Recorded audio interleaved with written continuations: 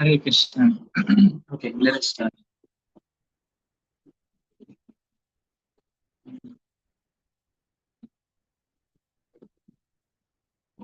Om Agyan Gyanjana Shalakam Chakshurmilitam Yena Tasmai Shri Chaitanya Stharam Yena Swayam Rupa Dhanamkiyam Dadati Swapna Shri Guru Shri Yuta Shri Guru Shri Guru Sarvita Sargana Samvitam Samsari Sarvai Sarvai Shri Radha Krishna Sahagana Lalita Shri Vishnu Nam Krishna Padaya Krishna Krishna Srimate Bhaktivedanta Namaste Saraswati Devi Gautavani Nirvishesha Shundari Mahavadanyaya Shri Bhutaya Krishnaya Krishna Chaitanya Namni Gauravishe He Krishna Karuna Sindhu Dinabandhu Jagatnam Gopesha Bhaktivinoda Shradha Saptakanchana Gaurani Shri Radhe Vrindavan Vrishabhanu Sute Devi Pranamami Hare Nilachala Nivasaya Vidyaya Paramatmane Saraswati Shri Jagannathaya Vanchavidhi Kripa Sindhute Patitanam Bhakti Vishnavi Jai Shri Krishna Chaitanya Prabhu Nityananda Shri Advaita Gadadhara Srivastava Gaura Hare Krishna Krishna Krishna Hare Hare Hare Ram Ram Hare Om Karoti Vajra Yat Kripa Tamam Bhante Guru Shri Chaitanya Mission.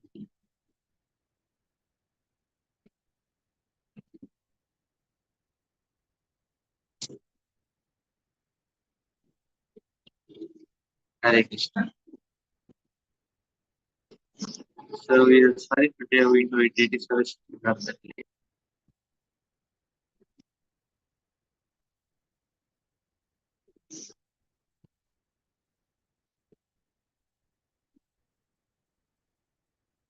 We were reading chapter 10 of Bhagavad Gita.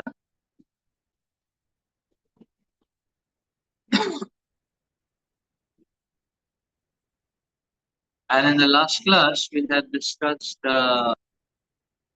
text 1 to 7.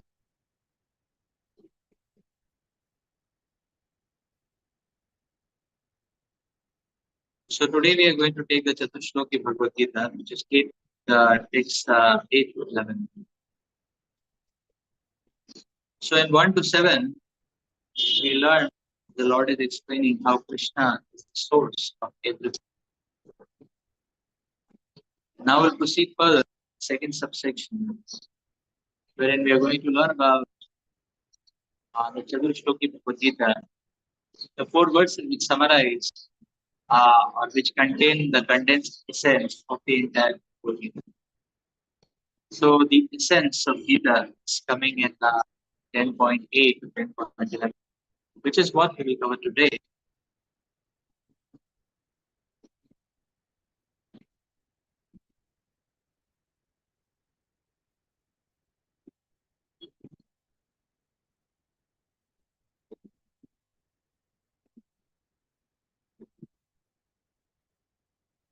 So let us begin.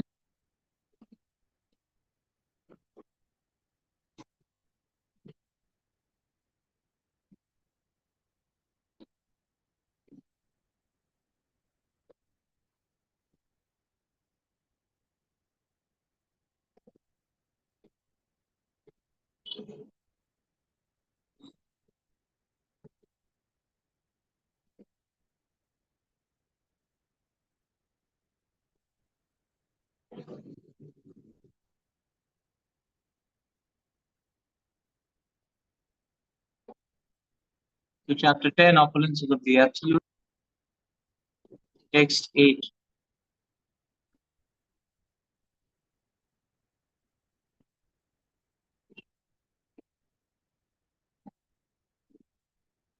Aham sarvasya prabhavo matta sarvam pravartate iti matva bhajante ma udha bhavi samanvitaha.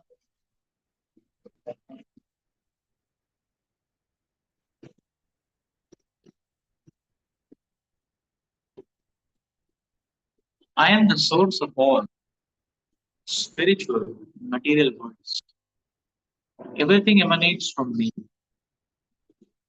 The wise who perfectly know this engage in my devotional service and worship me with all their heart.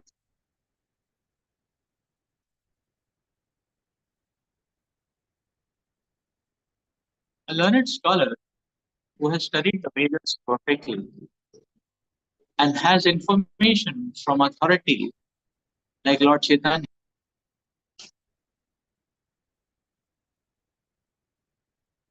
and who knows how to apply these teachings,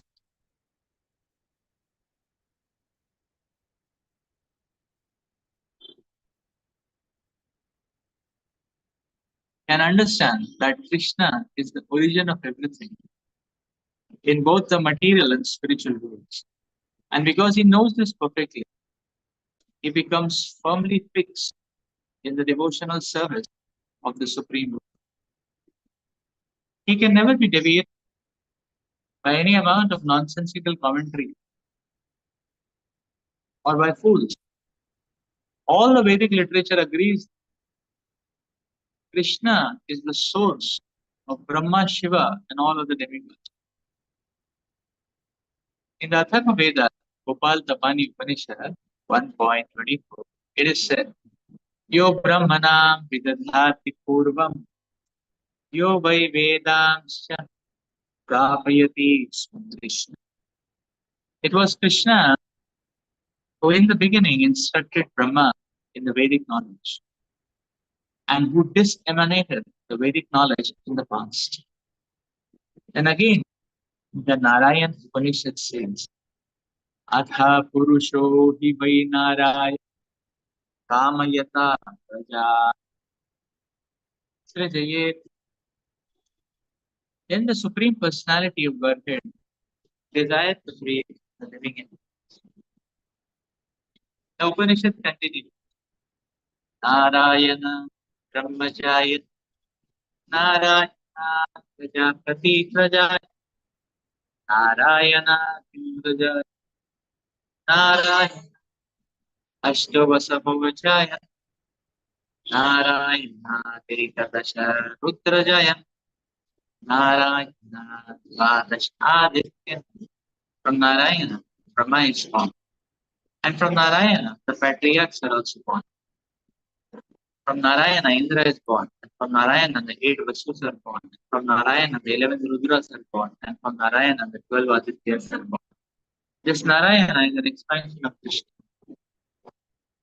It is said in the same Vedas, Brahmanyo Devaki Putra, son of Devaki, Krishna, is a supreme personality.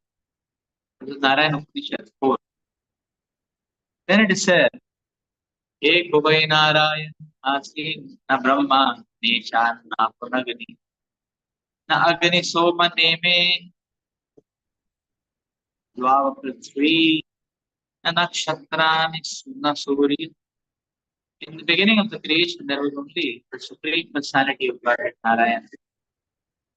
There was no Brahma, no Shiva, no water, no fire, no moon, no heaven, and earth. No stars in the sky, no sun. In the Maha Upanishad, it is also said that Lord Shiva was born from the forehead of the Supreme Lord. As the Vedas say that it is the Supreme Lord, the creator of Brahma and Shiva, who is to be worshipped. In the Moksha Dharma section in Mahabharata, Krishna also says, Prajapatim cha Rudram chapi aham eva srijami tau hima na vijanito mama maya vimohito. Patriarchs, Shiva, and others are created by me, though they do not know that they are created by me because they are deluded by my illusory energy. In the Varaha Purana, it is also said, Narayana Paro Devas Tasmat Jatasya Turmukha Tasmat Rudro Abhatena Sacha Sarva Natham Gataha. Narayana is the Supreme Personality of Godhead. And from him Brahma was born, and from him Shiva was born. Lord Krishna is the source of all generations, and he is called the most efficient cause of everything. He says, because everything is born of me, I am the original source of all. Everything is under me and no one is above me. There is no supreme controller other than Krishna. One who understands Krishna in such a way from a bona fide spiritual master with references from Vedic literature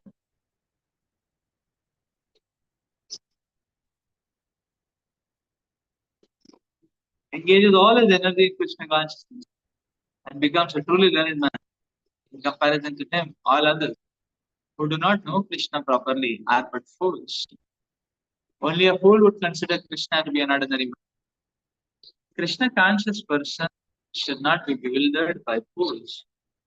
He should avoid all unauthorized commentaries and interpretations of the Bhagavad Gita and proceed in Krishna consciousness with determination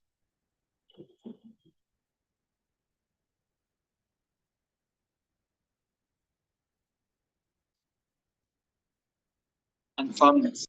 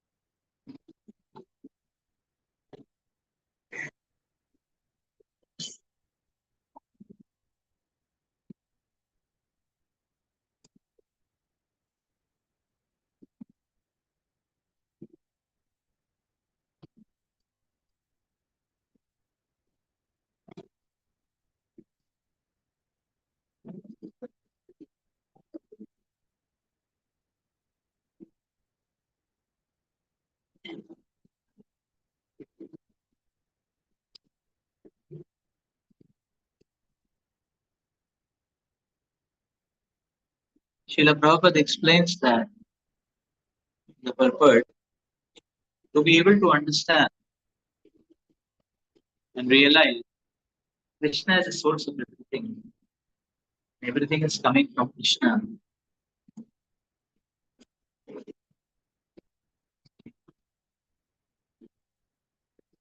We need to study the scriptures, learn from the devotees of the Lord,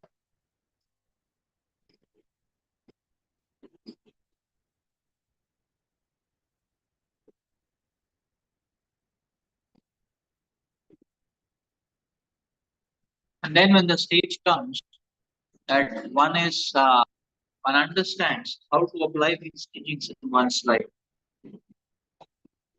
At that point of time, the realization that how Krishna is source of everything is. This leads to a firm conviction and a firm commitment to to the devotional service of the Lord. Such a devotee never deviated from this. Further, Prabhupada explains how in the beginning of the creation there was nothing. No Shiva, no Sun. Only the Supreme Personality of Godhead Krishna. Then the Lord desired living entities, create living entities. And thus, Lord Brahma, Lord Shiva, the demigods, everyone was created. Maharaj, Indra.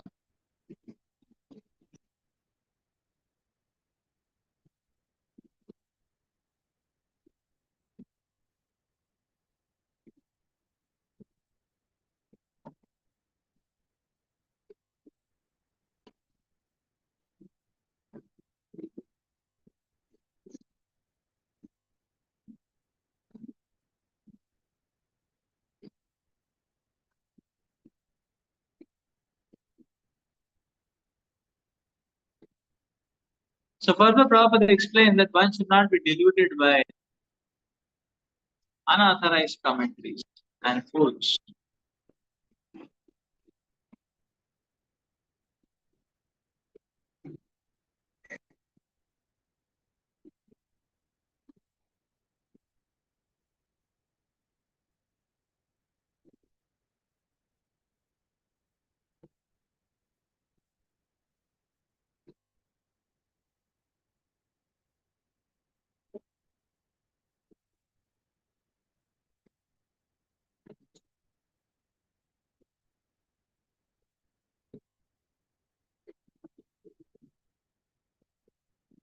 Lord Krishna explains this theme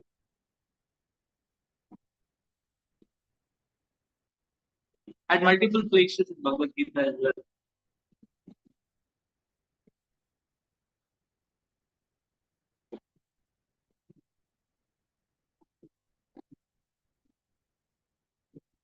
Like for example, in chapter 3, the Lord is explaining the same thing. The Lord is saying that everything is coming from.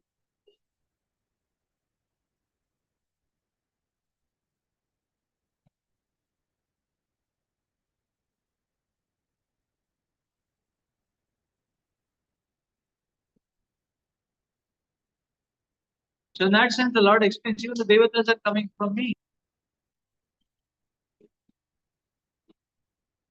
And thus the Lord says here in the third chapter, the Lord is saying that everyone is following my path, whether directly or indirectly.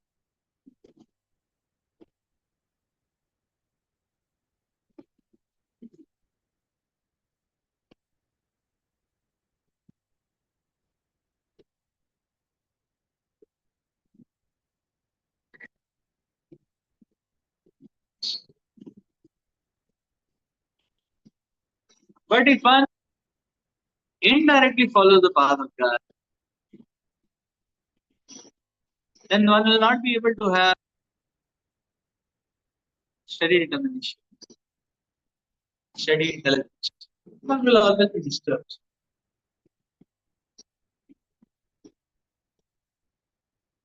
If one directly connects to Krishna, the entire transcendence is available, or the entire transcendence empowers that particular practice.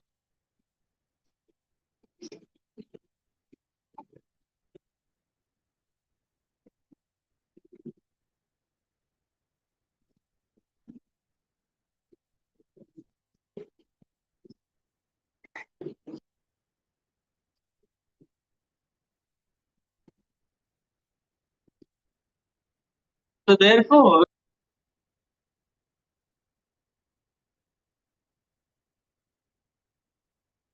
the Lord proclaims in Bhagavad Gita that even running behind the demigods is a trait of people who are less intelligent.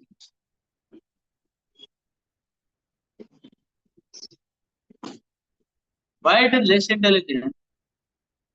Because the demigods are parts of, or you can say part and parcels of the Supreme Lord. demigod, the parts of the Supreme.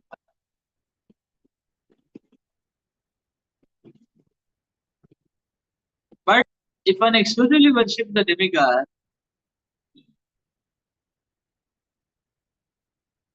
then that's like considering the parts to be the replacement of the whole. Part can never be replacement of the whole. And therefore, one who commits this mistake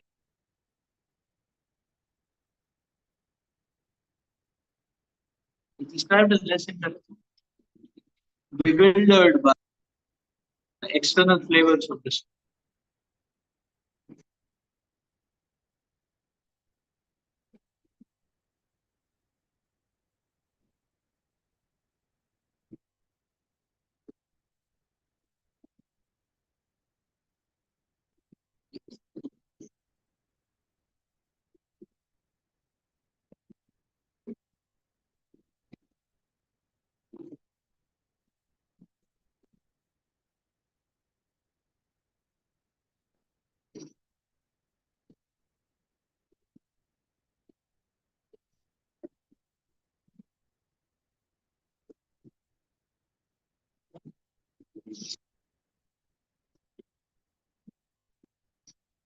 Without Krishna, the source of them.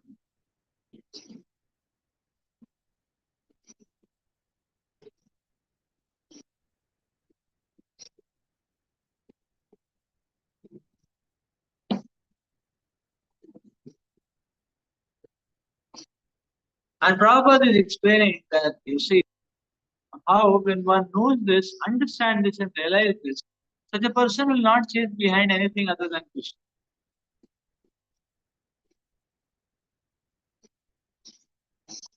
Because Krishna is the source of everything. So why to run behind anything? Krishna can supply.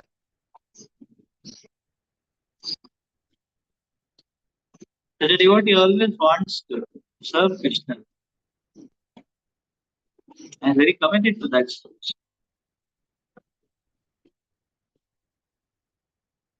So we can see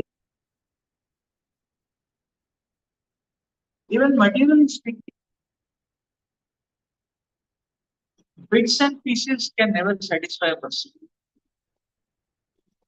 Even in the material, even the experience of satisfaction on the material realm, we can see that it is only a holistic interface to something which satisfy the person. Bits and pieces can never satisfy.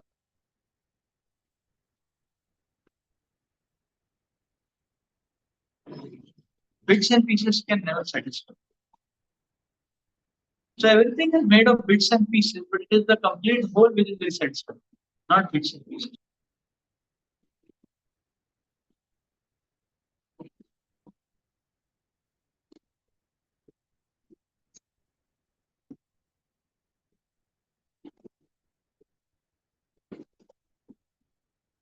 So just like we can understand,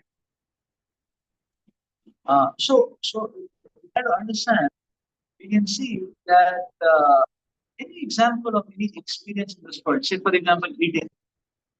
When we take a meal, we just don't take one item. There's rice, dal, sabji, chapati, and then add on chutney, sweet, and so on. Suppose there is only one item. Is it satisfactory? It's not going to be satisfactory. Now, what we are calling as one item, say sabji, it's not one item, it is also made of many components. Then the vegetable, there may be a couple of vegetables. Many vegetables to make with aloo. There is tomato, there is oil, there are spices. There is only one thing. Suppose there is only beans, sabji, no oil, no tomato, no potato, no salt, no spices. Can we eat it?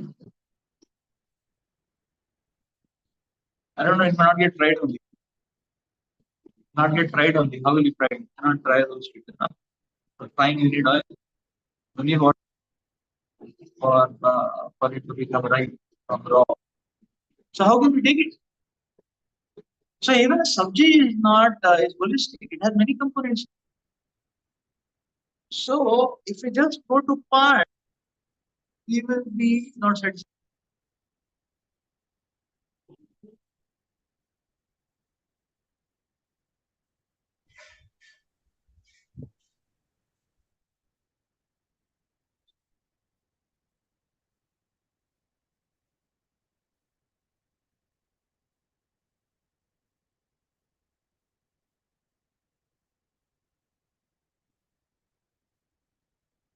Similarly, we can see in relationship science, psychic science also. People who feel a sense of belongingness to a greater group, say to a bigger group, say nation, community, or the big family, or a big unit, they are less likely to, or they are less likely to land up into any kind of psychic problems, psychiatric problems, disorder, mental disorder problems.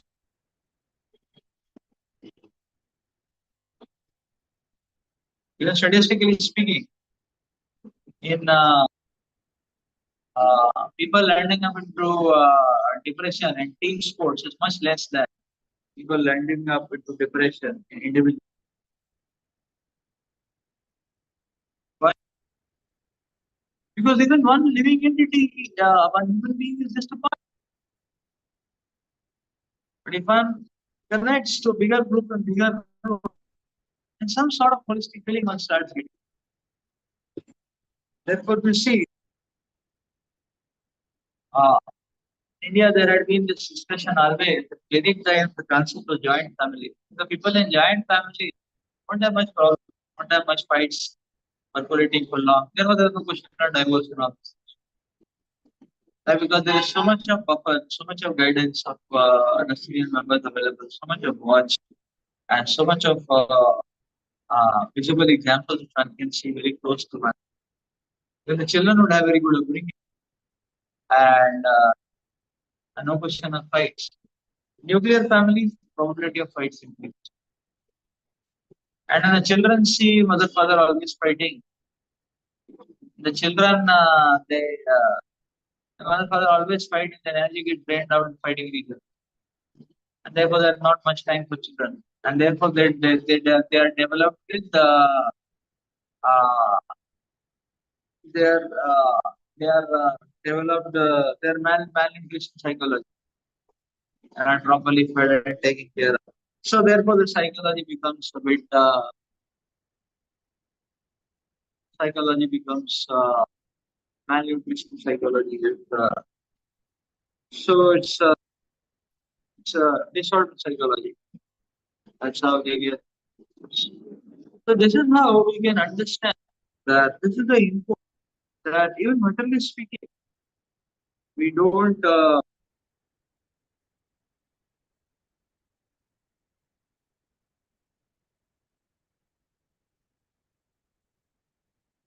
for any practical undertaking or project in this world. Many experts in different fields have to come together and partner with their expertise. Then something holistic comes, which is impactful.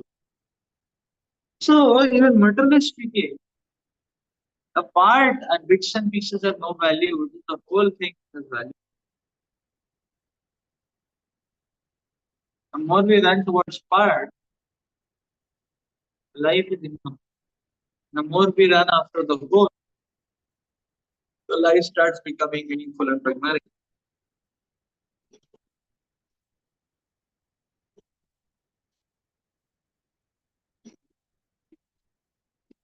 So that is why it is being said that we have to understand.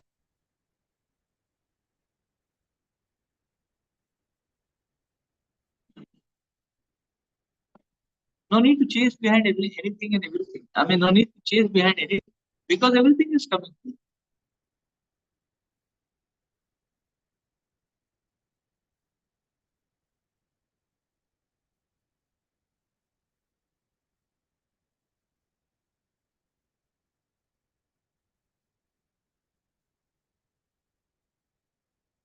So one doesn't need to waste time like that. The son of the owner of a company doesn't have to go around searching for job. Why? Because everything is available with the father.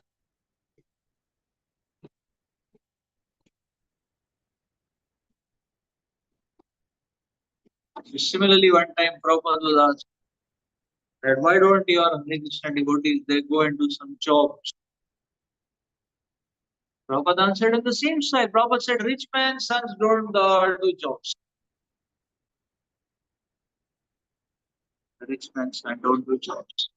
Why? Anusarasya Prabhu. Everything Krishna is going to serve. That's what you need.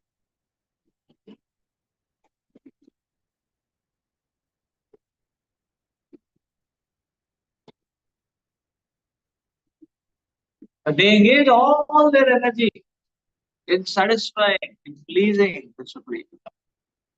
That's the point. Another example, this is an electronic age, the age of electronics, the age of gadgets, technology. Very, very sophisticated gadgets are there in the world. Very, very sophisticated. Uh, Small mobile only, so many features are there. So many, very, very sophisticated IoT, so many sophisticated gadgets, sensors, everything. So we see all these electronic gadgets, they exhibit their unique speciality in such power functioning when only when they are connected to power supply, direct or stored, doesn't matter. But power supply, connection to power supply required. In mobile, so many features may be there in mobile. So be connected to power supply. Then only it will function. So the unique potentiality always comes out of connection to the power supply. Similarly, if we can make gadgets like that, Krishna has made the entire universe like this. The entire universe, everything we see is in a dead state. When we connect it and offer it to Krishna, it becomes alive. And when it becomes alive or it gets activated in that sense, then we can actually see its real nature or true power. Like say for example, a mobile without charge, what do you do? It won't do anything. It won't do any function. Similarly, anything disconnected from God will not do a positive function. It may do a malfunction, but it will not do positive.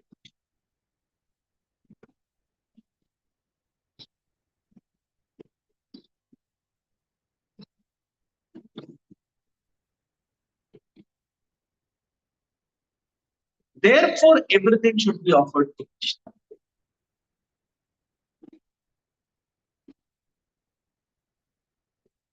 So when we don't offer everything to Krishna, two things are happening. One thing is, when we are not offering anything to Krishna, then it is not exhibiting its true nature. And Krishna has made everything in such a way that in its true nature, its true nature interfacing anything and everything uh, will provide us auspiciousness and happiness. But when its true nature is not activated, it has the poisonous nature. And therefore, we don't offer things to Krishna, they are poisonous. They can bring about immense misery. So when we don't offer ourselves immense misery. That's why a devotee should be very, very active to see uh, that one is sufficiently engaged physically in Krishna service, physically, mentally, intellectually, on all fronts. Whereas anything is not offered, any damage is not offered to Krishna, will be poisonous and will cause of our devastation.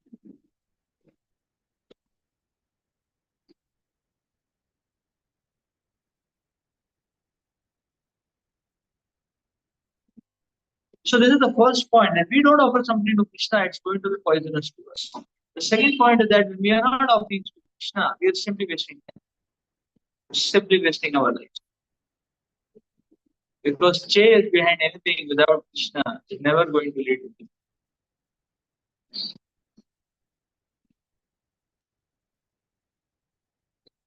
We're always going to be a great struggle for survival. That's all.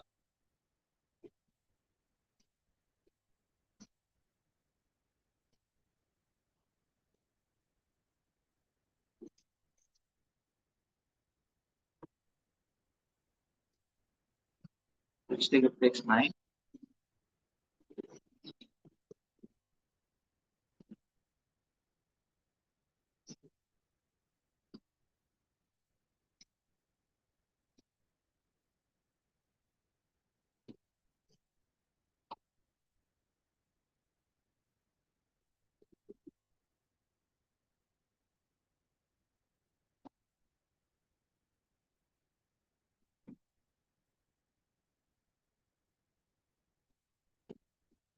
Machchitta madgata prana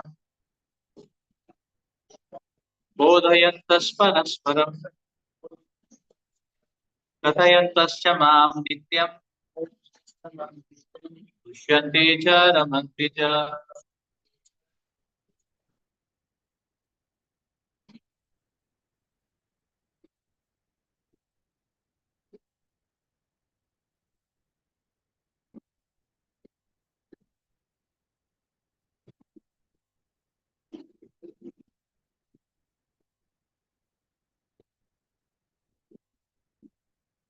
The thoughts of my pure devotees dwell in me. Their lives are fully devoted to my service, and they derive great satisfaction and bliss from enlightening one another and conversing about me.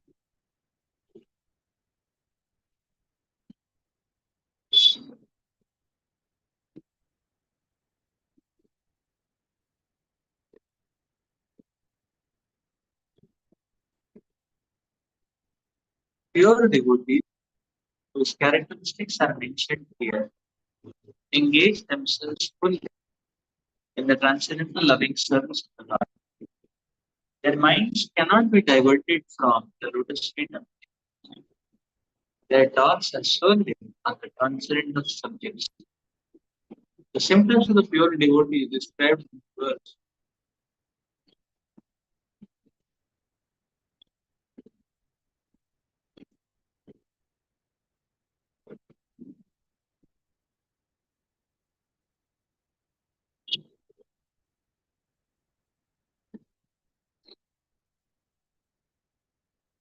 Specifically, devotees to the Supreme Lord are 24 hours engaged daily, glorifying the qualities of pastime.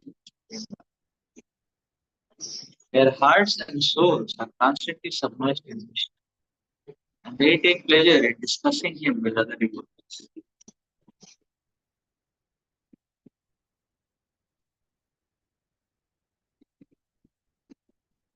In the preliminary stage of devotional service, they relish the transcendental pleasure from the service itself, and in the mature state, they are actually situated in the love of God. Once situated in that transcendental position, they can relish the highest perfection which is exhibited by the Lord. Lord Chaitanya likens transcendental devotional service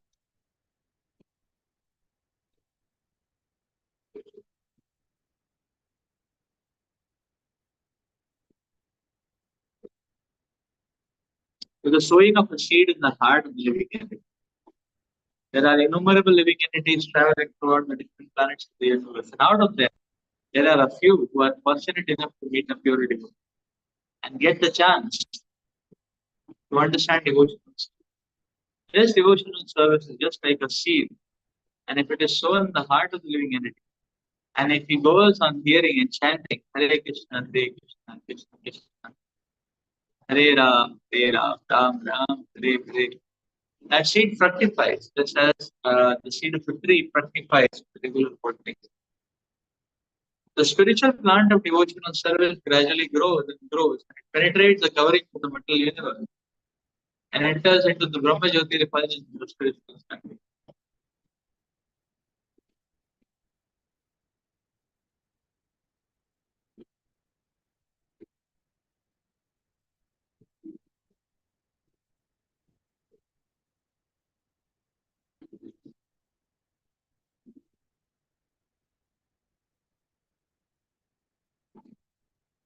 In the spiritual sky, also, that plant grows more and more until it reaches the highest planet, which is called Goloka Vrindavan, the supreme planet of Krishna. Ultimately, the plant takes shelter.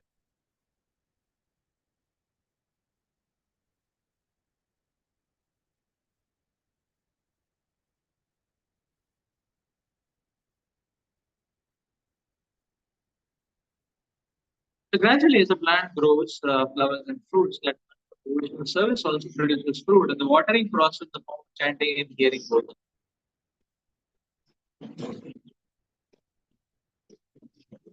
This plant of devotional service will be described in Sri Chaitanya Charitamrita, Madhya Lila, chapter 19. It is explained here that when the complete plant takes shelter under the lotus feet of the Supreme Lord,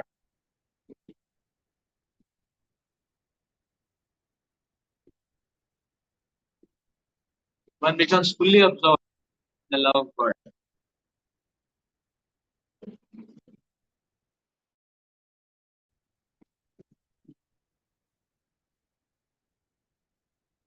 Then he cannot live even for a moment without being in contact with the Supreme Lord, just as a fish cannot live with water.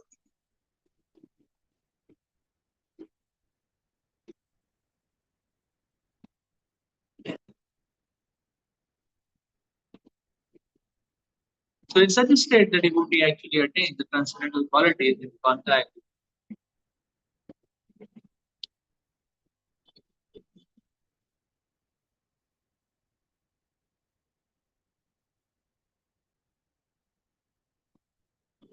The Srimad Bhagavatam is also full of such narration about the relationship between the Supreme Lord and the devotee. Therefore, Bhagavatam is very dear to the devotees.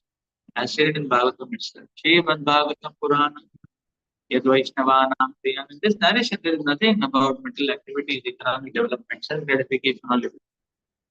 Srimad Bhagavatam is the only narration in which the transcendental nature of the Supreme Lord and the devotee is fully described.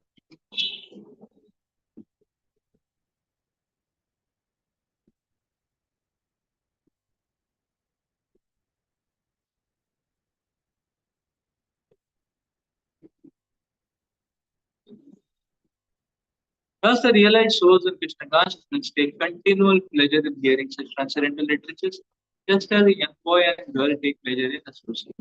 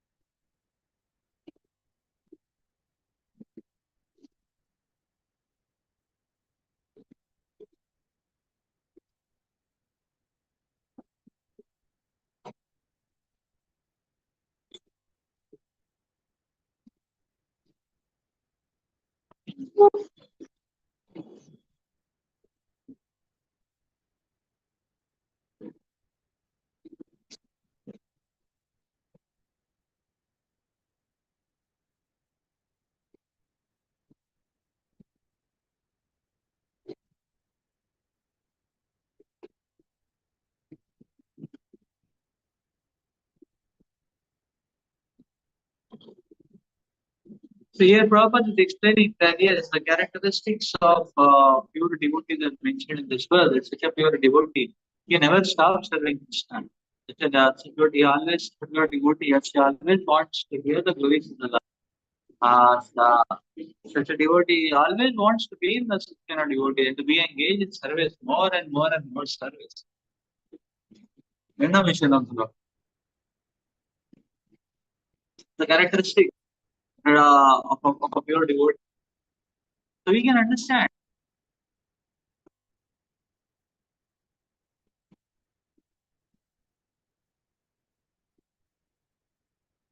So what all progressive ingredients are also required to go forward in Krishna consciousness, to be steadfast in Krishna consciousness. That also we are learning.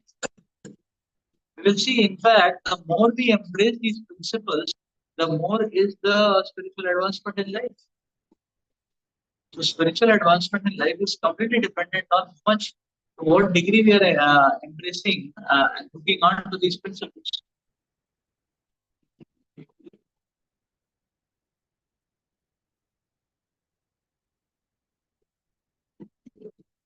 So this is the very curve of spiritual advancement. That's the point. This is the very curve of spiritual advancement. You can see. Uh,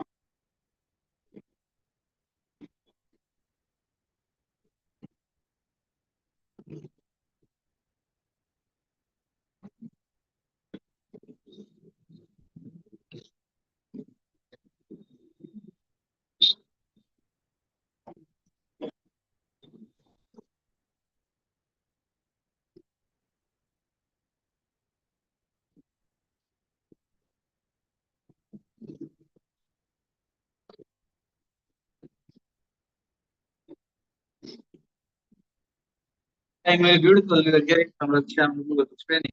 And you see the how the advancement in spiritual life begins. Uh, when one how the advancement in spiritual life takes. Initially there is some sort of interaction towards Krishna, Adishadara. Now there's some sort of because attraction. Now the person comes toward the temple. The temple is associated with devotees. Now, now seriousness comes in spiritual life when one uh, starts respecting and committing to at least one personality. So that is, one says, okay, this personality, I want to follow, I want to be this personality. From here, I can understand the science and I can follow. So if that conclusion comes, that means that the devotee is picking up seriousness. And that one personality is spiritual master, Diksha Guru. Because the Diksha Guru is the most prominent Diksha Guru.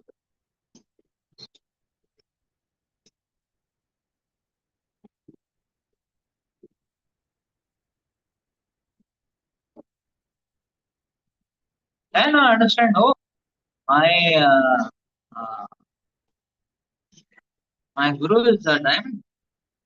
Uh, uh, and so is my guru spiritual master, Prabhupada. And Srila Prabhupada has given not just one diamond, many diamonds. So one starts feeling appreciation, attraction, respect towards the other brilliant acharyas also.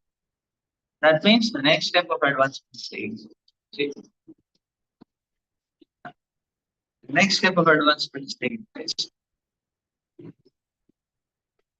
Then when one goes, so he says, okay, my guru is God brothers, God says, all of them very glorious.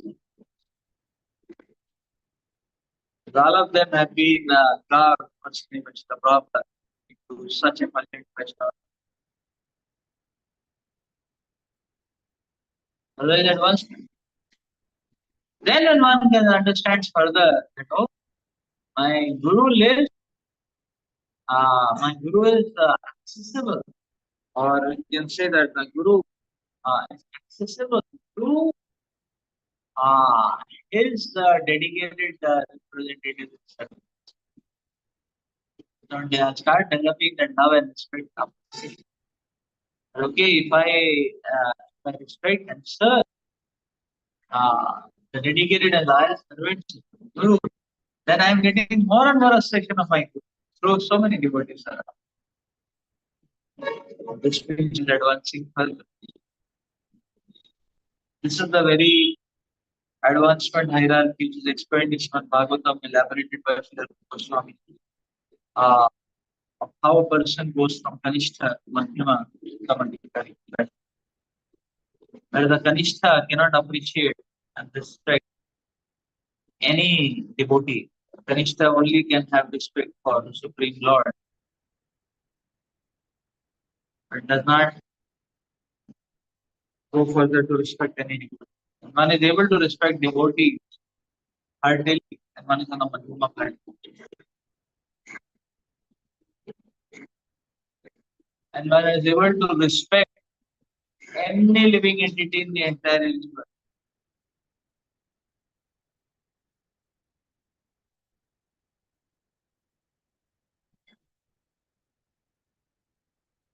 And that is Uttamadhikari platform. That a person respects. So we see that, therefore, we see this is how the Krishna consciousness progresses. That's why the Lord is saying, Machitta Madhyata Prana. What is the proof of Machitta Madhyata? That the mind is hooked to me. The proof that the devotee's mind is hooked to me is, you see, the devotee is hooked to association of Vaishnava. And a devotee is hooked in the association of Vaishnava, and the devotee is hooked in serving Krishna in that. Bodayantas paraspara Vedantasama Tushanti Charam. So one is hooked to the association. Such a person's mind will get hooked to Krishna. One is not hooked to the association. Such a person's mind, there is guarantee it cannot fix something. Impossible. Therefore, Baba said, if you want to go, somebody says and thinks that you go back to God alone, independently. Uh, uh, it's foolishness, madness. Baba said, it's foolishness. So we see, therefore, we see that this only this concept of only connection to Krishna doesn't work out. But what works out is that through the devotees we are rather getting connected to Krishna more and more strong. But directly and exclusively and only Krishna doesn't work.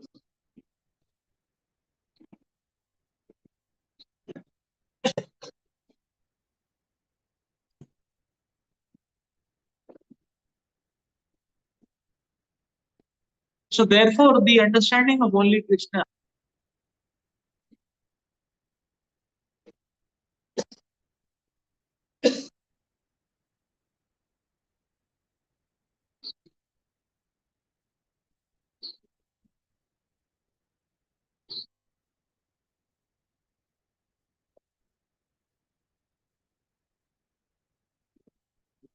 So there is no singular connection. It is rather the plural connection to the devotees of the Lord, which reinforces the intensity of the connection to Krishna. And Krishna is also never alone. Krishna is there with his associates.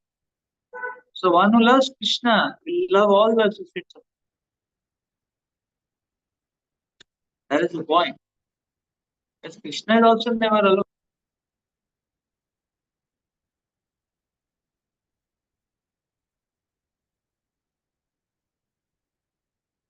So therefore, a serious and sincere devotee always commits to remaining in the association of the Vaishnavas.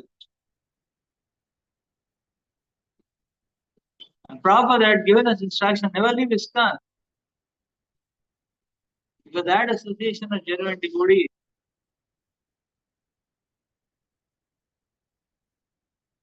is a rare benediction.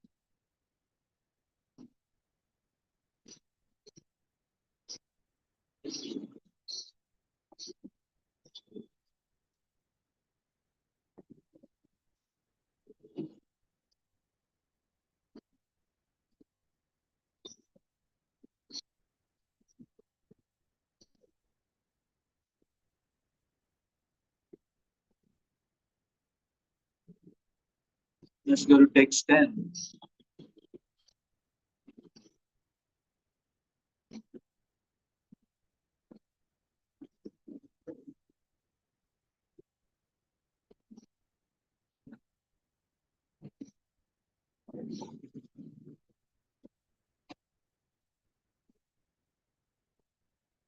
तेषां सततयुक्तानां भजतां प्रीतिपूर्वकं ददामि बुद्धियोगं तं येन मापयान्ति ते.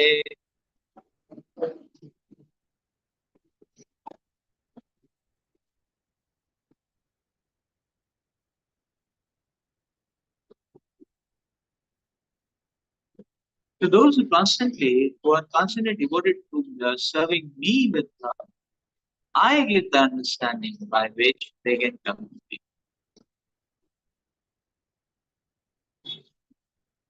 In this verse, the word buddhi yoga is very significant. We may remember that in the second chapter, the Lord instructing Arjuna said that he had spoken to him of many things and that he would instruct him in the way of buddhi yoga.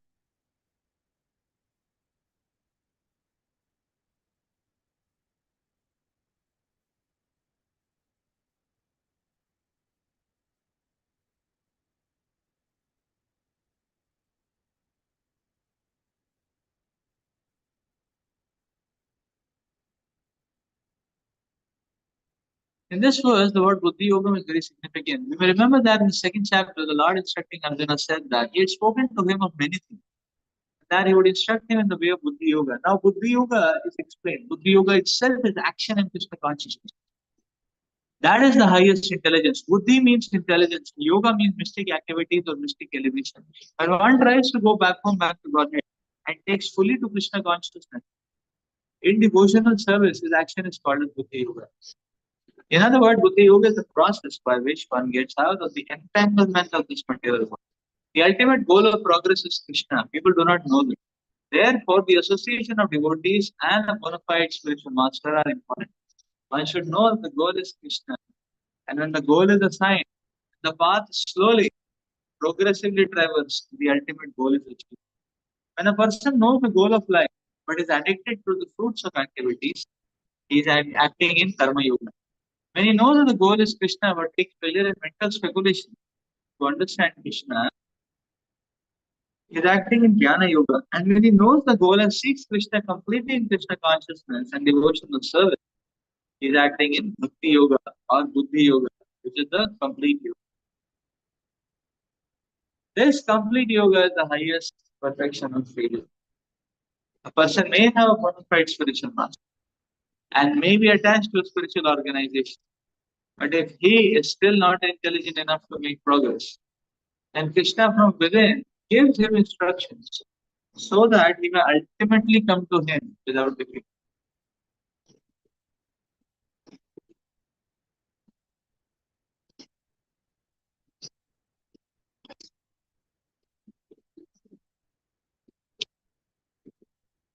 The qualification is that a person always engage himself in Krishna consciousness and with love and devotion render all kinds of service. He should perform some sort of work for Krishna, and that work should be with love.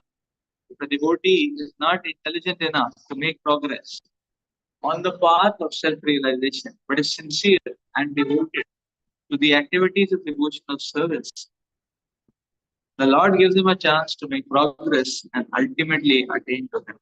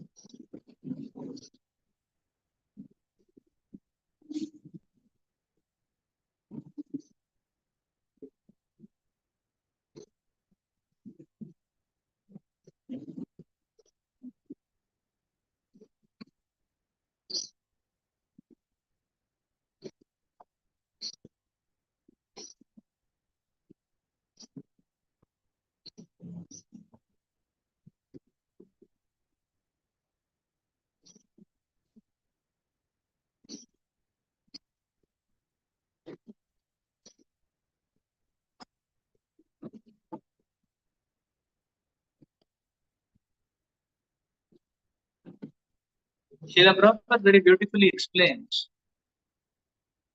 that this Buddhi Yoga is the highest perfection. But this Buddhi Yoga's extent and span, the essence and span, is all about working for Krishna.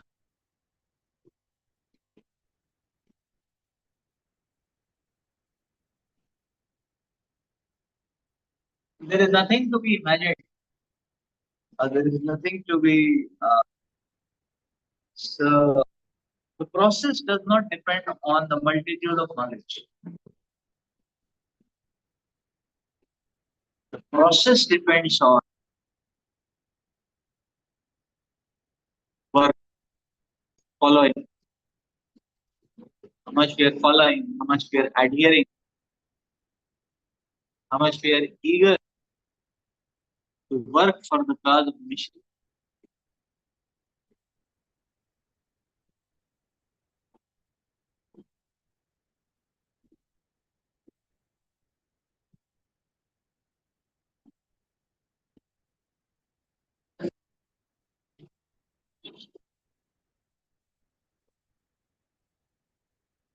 So Prabhupada is talking about work and engagement.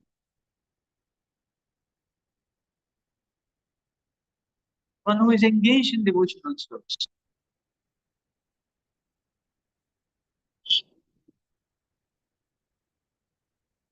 And Prabhupada is talking about that this engagement has to be increased and enhanced.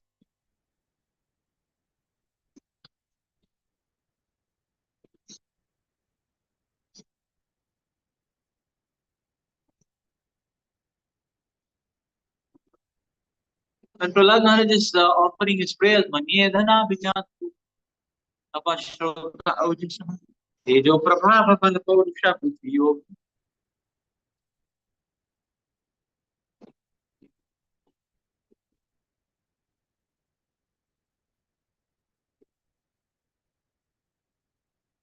Gajayud, he's telling that the Lord is not satisfied by any kind of display of any kind of appearance, whether it is scholarship, or it is penance, or it is austerity,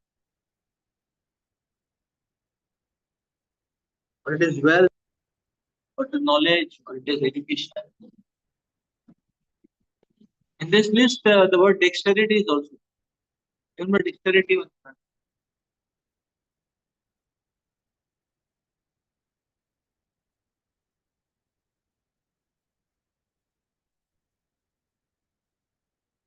One can only be pleased by Prahlad Maharaj saying the Lord can only be pleased by devotional service, engagement. This verse is very hope giving because this verse is saying that yes, if we are engaged in service to Krishna, Prabhupada is saying Krishna will take care of us. Prabhupada is saying that even if one is in a spiritual organization but not intelligent enough to take benefit of spiritual organization, benefit of spiritual master, the Lord from within also helps.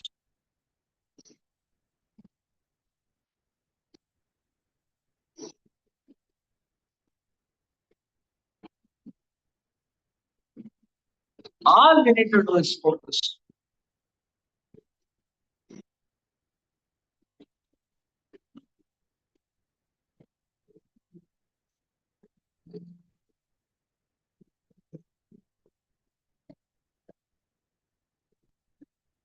So when we focus on serving and pleasing Krishna, when we focus, Krishna reveals the locus, how to complete. And interestingly, this revelation is not in one shot. This revelation is in parts. Why? Because Lord has already told you, to take one step, I'll also take one step. To take a baby step, I'll also take a baby step. If you madly and incessantly run after me, crying out for me, then I will immediately complete.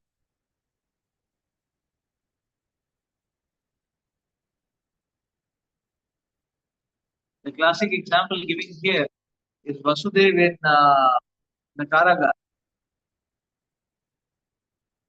So Lord Vishnu, Lord Krishna appeared in the form of Lord Vishnu. And then on Mother Devaki's request, he get two-handed. from 400. And the Lord expressed his desire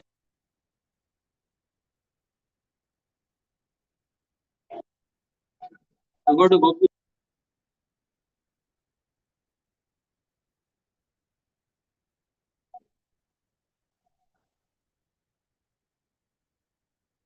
And Vasudev said yes. As soon as he said yes, he picked up Krishna and take him. Immediately, all his iron chains which are binding him, they all broke off. So he was free. But the door of the Karagas is still closed. Only when Vasudev carrying the baby Krishna came near that door opened. But ahead was the second door that was still closed. And Lord,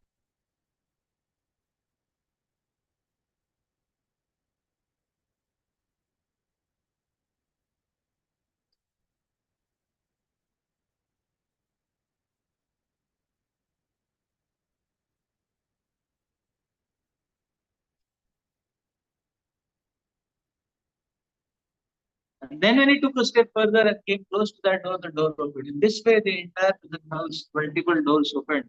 And progressively, the sentries at those doors were put into sleep. This is the point. Tesham Satata Yukta. And therefore, our focus should not be reciprocation. Our focus should be how to continue doing the service. Still, reciprocation comes in the form of uh, manifestation, or you can say continuous manifestation of the service.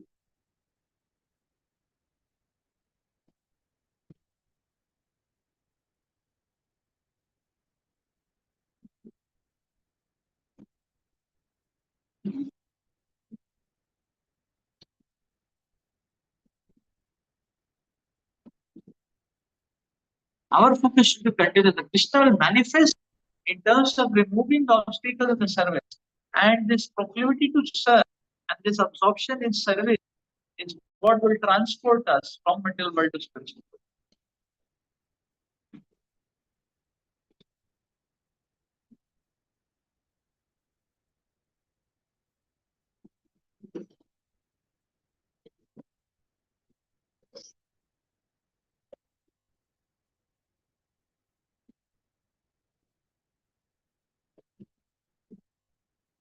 So all we need to do is to be available and to be engaged progressively more and more service. And whatever is needed, the Lord is going to reveal it. Whatever is needed for us for our purification, whatever is needed for us to work on it, Lord, the Lord's promise.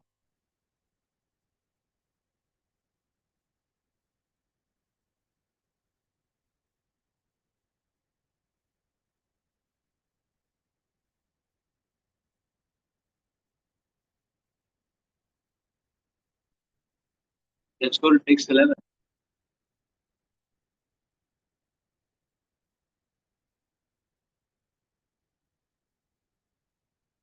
So bhakti is not complex.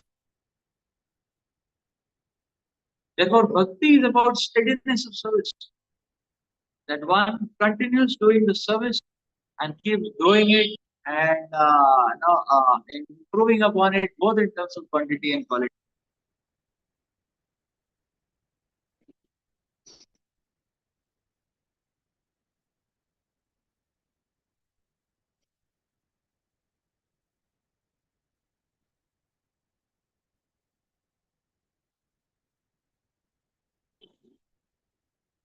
तेषामेवानुकम्पार्थम् अहमज्ञानतमः नाशयामि आत्मभावस्थो ज्ञानदीपेन भास्वतः.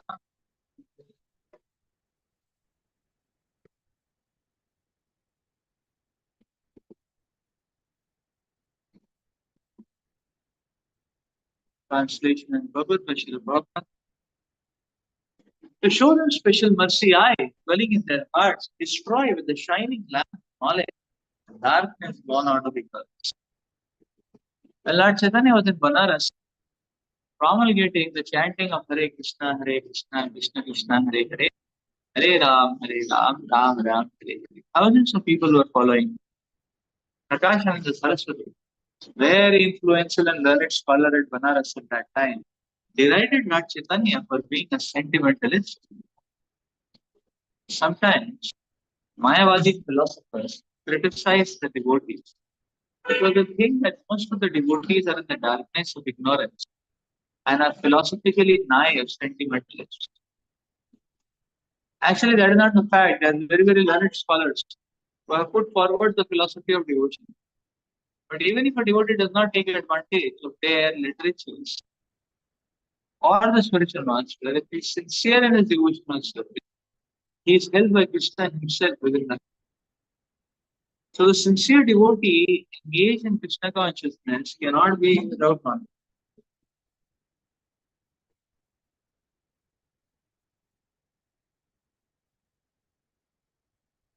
The only qualification is that one carry out devotional service in full Krishna consciousness.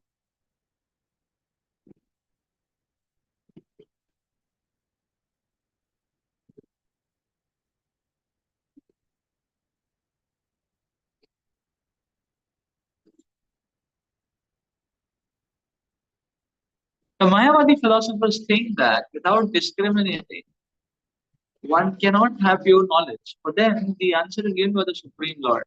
And those who are engaged in pure devotional service, even though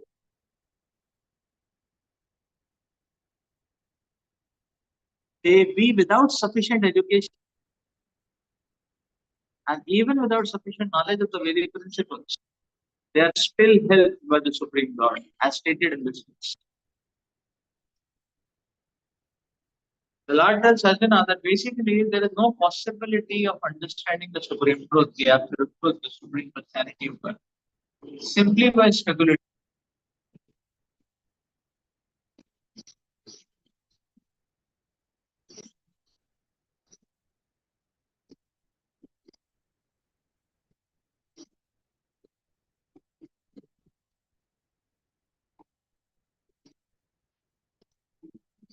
Yeah, for the Supreme Truth is so great that it is not possible to understand Him or achieve Him simply by making a mental effort.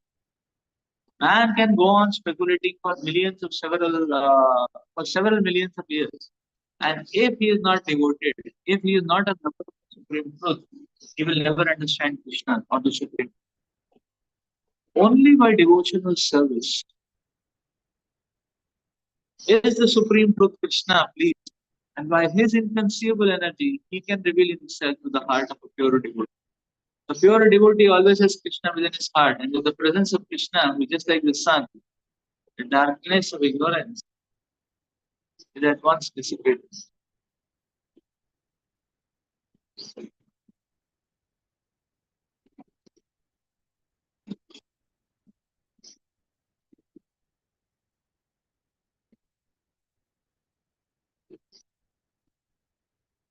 This is a special mercy rendered to the pure devotee by Krishna. Now, due to the contamination of material association through many, many millions of births, one's heart is always covered with the dust of materialism. But when one engages in devotional service and constantly chants Hare Krishna, the dust quickly clears and one is elevated to the platform of pure knowledge.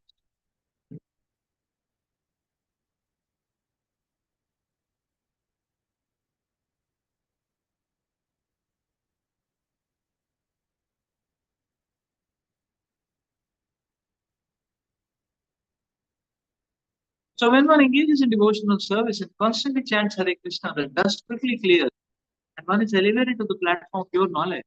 The ultimate goal of Vishnu can be attained only by this chant and by devotional service, not by mental speculation or argument. The pure devotee does not have to worry about the material necessities of life. He need not be anxious because when he removes the darkness of his heart, everything is provided automatically by the Supreme Lord, who is pleased by the loving service of the devotee. This is the essence of the teachings of Bhagavad Gita. By studying Bhagavad Gita, one can become a soul completely surrendered to the Supreme Lord.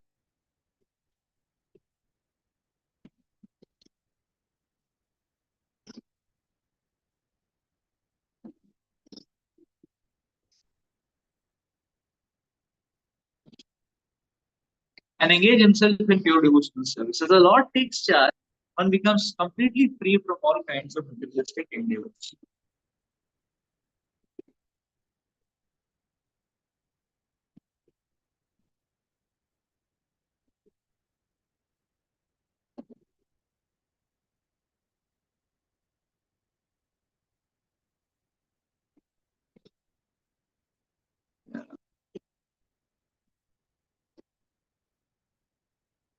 To show them special mercy, I, dwelling in their hearts, destroy with the shining lamp of knowledge the darkness.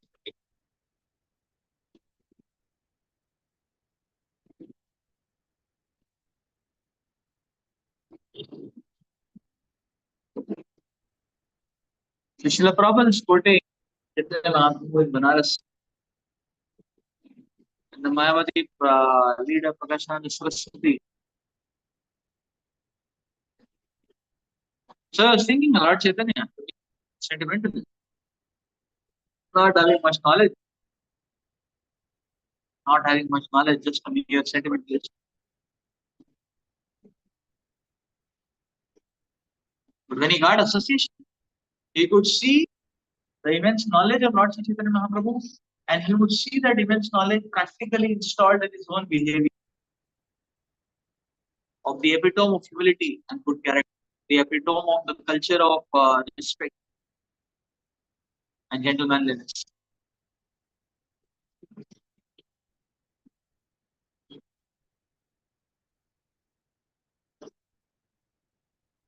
So therefore, Prabhupada is saying that devotees are not naive sentimentalists. Devotees have great depths of knowledge.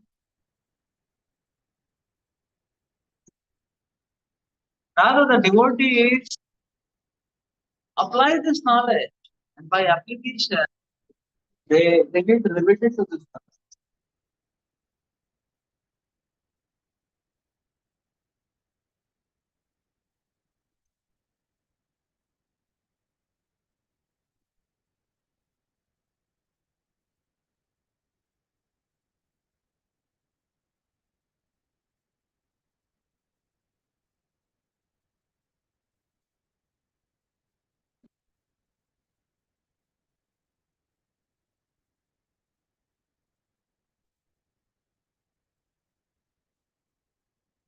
And the Lord is explaining here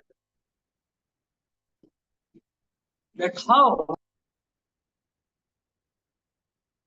He destroys the ignorance.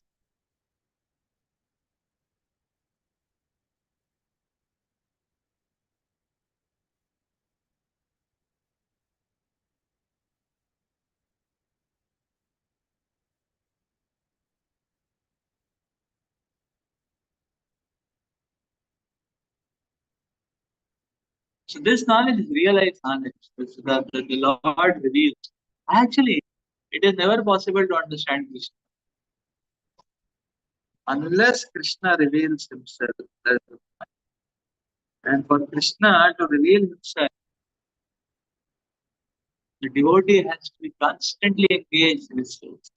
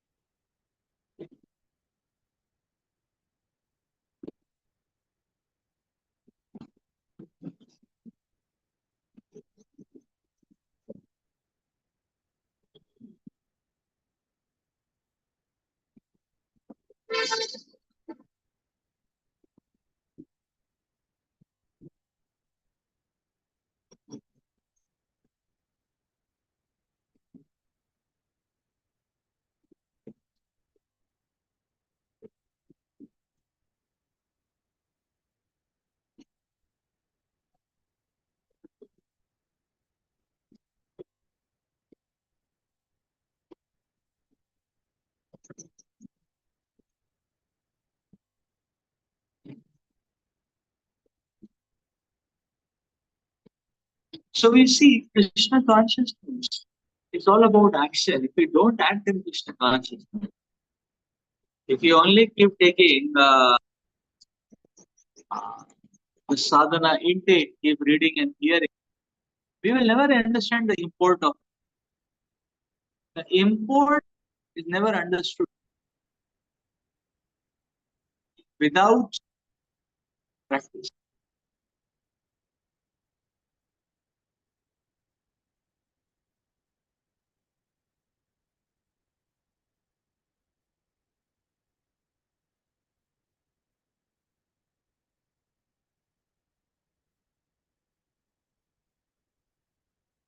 So practical devotional service is the prime most important aspect because that only can purify us. So Krishna is revealing the knowledge the Lord is ready to purify us.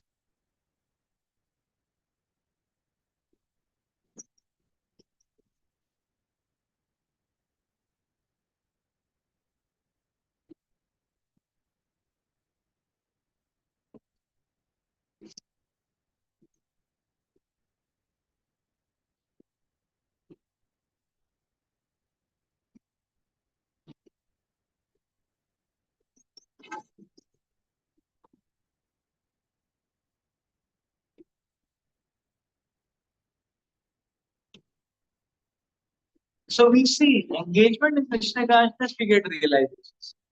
We continue acting in the same enthusiastic fervor, those realizations will keep. But we become a little diluted and comfortably disposed. Then even the realizations we got get washed away.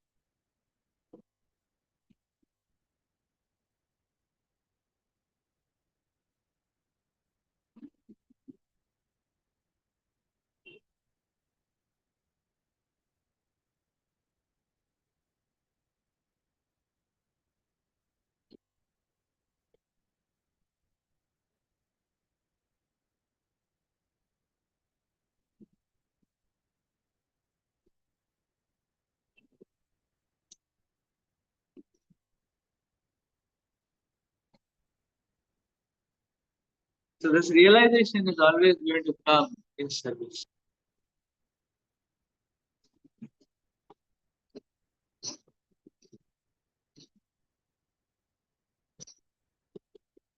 So Prabhupada should say, "What now samadhi?"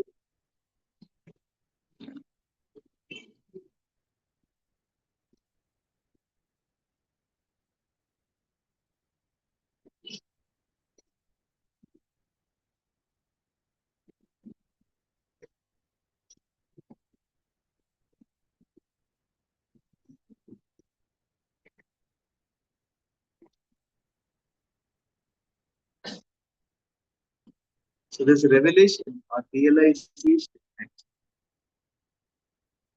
it is a great. Uh, you see, what happens is uh,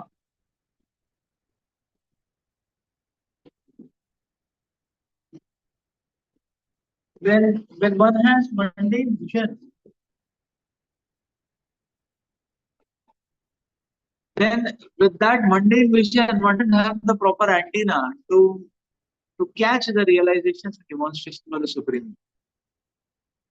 But when one becomes more and more progressively serious and not serious and sincere,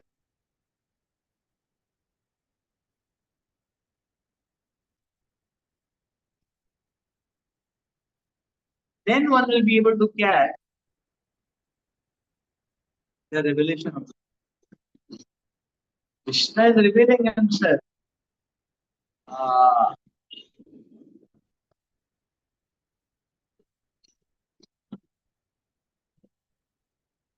Unfortunately, we don't have the eye to see because there is cataract.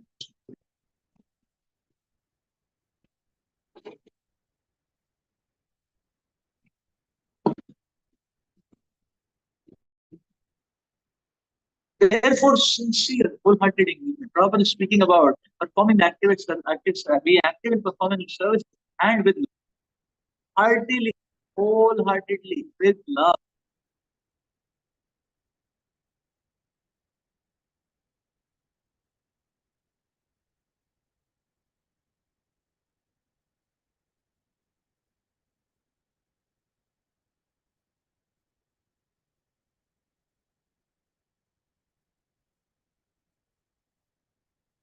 heartily. The heart has to be involved in service to Krishna. So therefore, one has to be with a great heart really should offer the service. Being extremely great, begging for the Lord's mercy.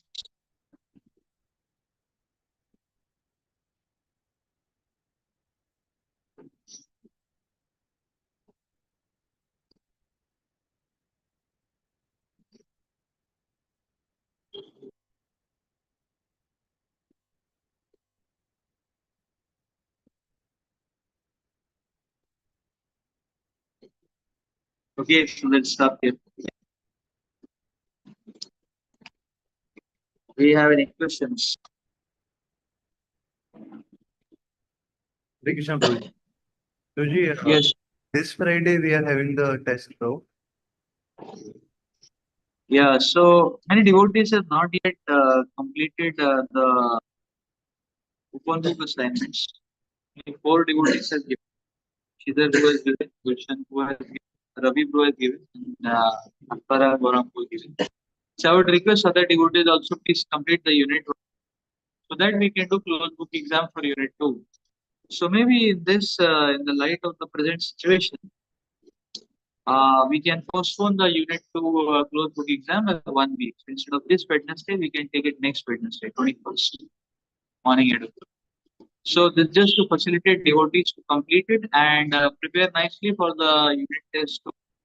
And the shloka for the unit test two, I am seeing actually the book has very less shlokas.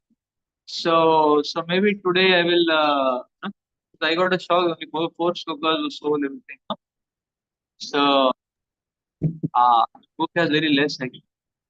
So I will send a list of the shlokas from chapters 3 to 6, and devotees can. So therefore, 1 week is there. Devotees who are in the midst of completing the unit one long answer questions, you have to answer 4 questions out of 8, any four for unit one, and then prepare the shloka as well as the closed book for unit two. And 21st Wednesday, 8 o'clock in the morning, we will have the closed book exam as well as the shloka test. Closed book exam as well as the shloka test. Okay, so we are yeah, the unit one closed book exam mostly everyone has given. So and the recent pass outs of KGP also have to give the this thing. Unit two. Unit two exam is for everyone. ग्रंथराज Shrimad Bhagavad Gita की जय श्री प्रभुपाद की